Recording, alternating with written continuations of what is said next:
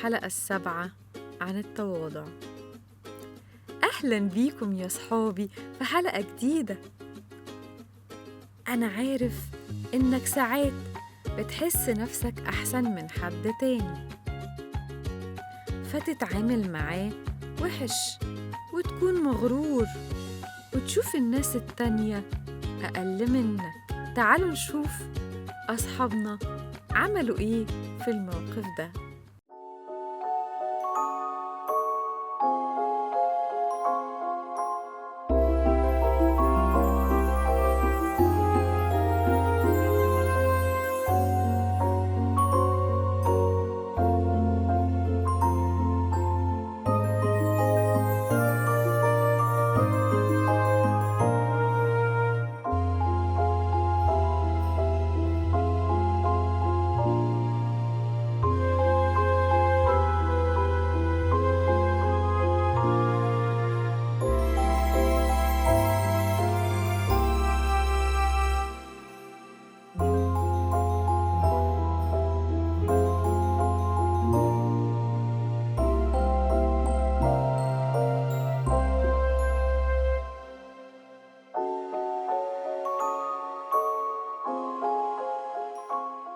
وزي ما شفنا الغرور دايماً بتكون نتيجته وحشة، أما التواضع هو صفة جميلة وربنا بيحبها وكمان بيقدرها، وده اللي الكتاب المقدس بيعلمه لنا في قصة الفريسي والعشار.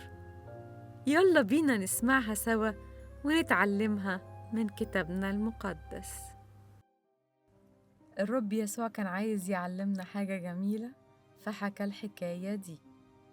كان مرة في الهيكل في 2 رايحين يصلوا، واحد فريسي يعني راجل بيصلي كتير وحافظ العهد القديم، والتاني عشار يعني بيجمع فلوس ضرايب من الناس، وده ما كانش حد بيحبه أبداً.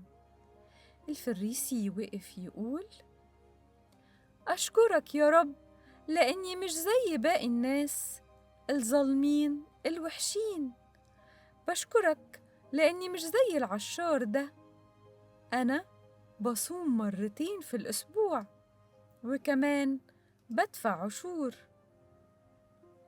وقف العشار من بعيد وهو حتى مش عارف يرفع عينيه للسما وقال: يا رب ارحمني، أنا خاطي، سامحني يا رب من فضلك. الرب يسوع قال: العشار اللي تاب رجع بيته وربنا غفر له كل خطاياه، أما الفريسي لأ، لأن اللي بيتواضع قدام ربنا بيرفعه، أما المغرور فهيكون دايماً تحت. زي ما العشار الخاطي كان متواضع فربنا سمع صلاته وقبل توبته، إحنا كمان لازم نكون متواضعين، ما نكونش متكبرين زي الفريسي اللي كان فاكر نفسه أحسن من كل الناس الباقيين. ربنا دايماً بيسمع للي قلبه متواضع وبيقدم توبة بقلب حقيقي. تعالوا نحفظ آية النهاردة: لأن كل من يرفع نفسه سيتضع، ومن يضع نفسه سيرتفع. إنجيل لوقا أصحاح 14 وعدد 11. لأن كل من يرفع نفسه سيتضع، ومن يضع نفسه سيرتفع. لوقا 14:11. لو عجبتكم الحلقة ما تنسوش تدوسوا على زرار اللايك، وكمان ما تنسوش تدوسوا على زرار الاشتراك عشان توصلكم الحلقات الجديدة أول بأول.